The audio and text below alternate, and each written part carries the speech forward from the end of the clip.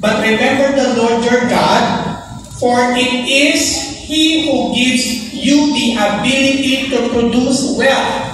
Sabi natin, produce. One more. Sabi mo, produce.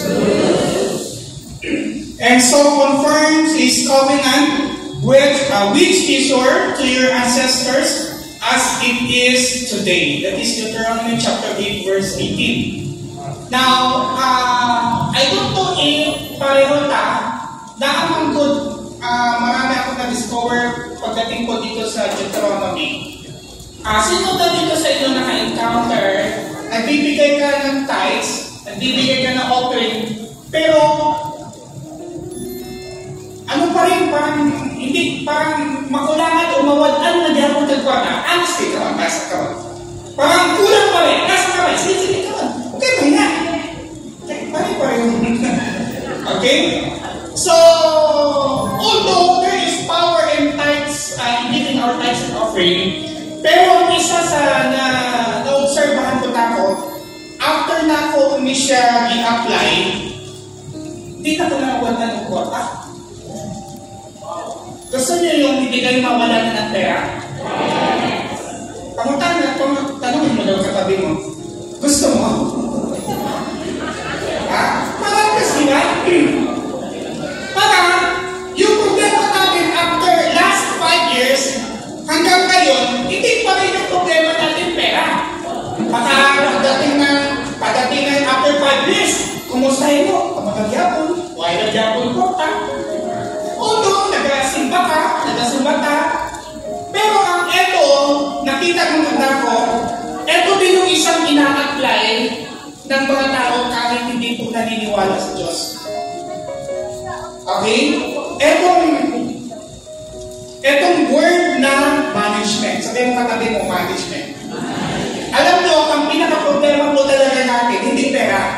Ang problema natin, paano i-manage yung pera.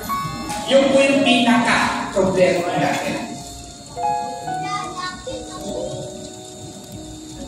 Kung may borda ka, kung damay, makahatag pa rin. Pero kung dagtong, hindi na makahatag. Ano, dagtong na pag-ihatag. Tama ba? So, it's all about the ability to manage lahat ng mga blessing na binibigay po sa atin ng Panginoon. Tama po ba? Subukan niyo po ito, i-manage lahat ng mga blessing natin, especially yung sa finances po natin. Kaya giving na tayo. So gusto na po idiin yung pagbibigay. So, pag once na tayo po ay nagbigay, ibig sabihin, you allow God to give you the power to manage your money. Kasi giving, ang pagbibigay po ay isang parte po ng management. How you manage your money? By giving. So kung gusto mo pa na pagpalain tayo ng Panginoon, give. Sabi mo katabi mo, magbigay. Management. Manage your blessing wisely. Totoo po yun. Subukan nyo po yun. Then after 3 to 5 years, hindi nyo na po problema ang pera. Amen? So sa convention, marami na tayong dadalo dahil hindi na natin problema ang registration. Tama po ba? Hindi na natin problema yung pamasahe. Hindi natin problema yung pagbayad sa mga tulugan. Bakit? Dahil marunong ka na mag-manage ng iyong pera. Ang kadalasan na reklamo, huwag mo man ang mag-manage ka, so kanang binagpong ang kwarta kayo. Spento ka na yun. Pero sa principle po ng Bible, dapat mag-start ka sa maliit. Tama? Kay lamang anak sa tuang, kay daghan man nagdinagmay. Daghan man, tama ba yung bisa? Marami kasi tayong maliliit na mga pera, tama po ba? So, gusto natin na darating yung mga malalaking pagpapala sa atin, ang principle po ng Panginoon ay kailangan mapagkakatiwanan ka sa maliit na bagay. It's either 100, 200, 500 man na. Ang income nito, 1,000. Basta ihatag ang tithes. Ihatag ang offering. Honestly. Hanggang sa huling sentavo.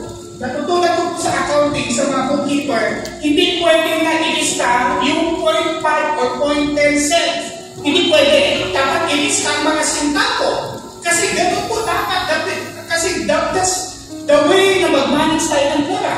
So kahit na may mga sense yung ating tithe, ibigay mo because that is your honest tithes. And that is part of your giving, and that is part of your management.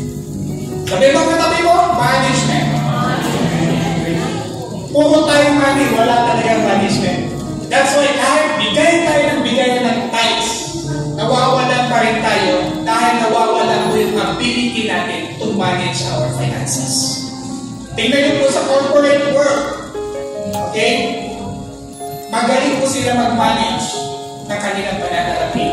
Kung po sana tayo mga Kristiyano, marunong po tayo mag-manage sa ating pananalapi. Amen? So kung gusto mo ng big things, start ka muna sa maliit. Maliit na.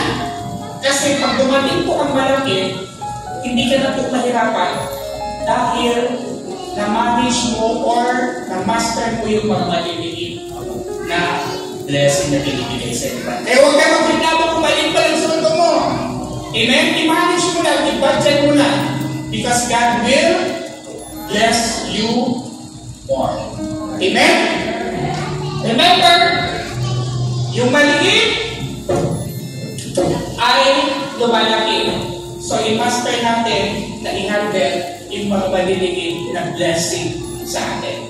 Kasi pag hindi natin na-manage yung mga blessing sa atin, mawawala. Kahit present ka pa palagi sa church, kahit grabe ka pa, faithful ka pa magbigay. Kasi, bakit ko po nasabi yun? Kasi ako, sabi ko, faithful man ako sa tithes and offering, pero man,